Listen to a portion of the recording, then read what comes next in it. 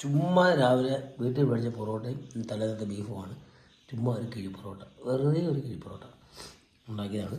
നമുക്ക് നമ്മുടെ വാഴയിലേക്കകത്ത് ചെക്ക് ചെയ്ത് നോക്കാം കേട്ടോ. നല്ല ഇതൊക്കെ വരുന്നുണ്ട്, ആവിയൊക്കെ വരുന്നുണ്ട്. നല്ല സെറ്റ്.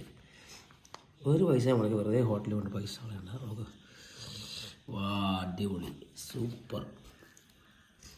നമ്മുടെ ബീഫൊക്കെ സെറ്റായിട്ടുണ്ട് അതിനകത്ത് കേട്ടോ. ക്ലിയറായിട്ടാണ് ഇപ്പോൾ ഇരിക്കുന്നത്. സൂപ്പർ. അപ്പോൾ നമ്മുടെ കിഴി പൊറോട്ട കണ്ടില്ലേ, സൂപ്പറായിട്ട് 2 കിലോ ഉണ്ടാക്കിയ കിഴി പൊറോട്ടയാണ്. അപ്പോൾ നമുക്കൊന്ന് ടേസ്റ്റ് ചെയ്ത് നോക്കാം. അപ്പോൾ ഒരല്പം പൊറോട്ട ഇങ്ങനെ എടുത്തിട്ട്, ചൂടാണേ,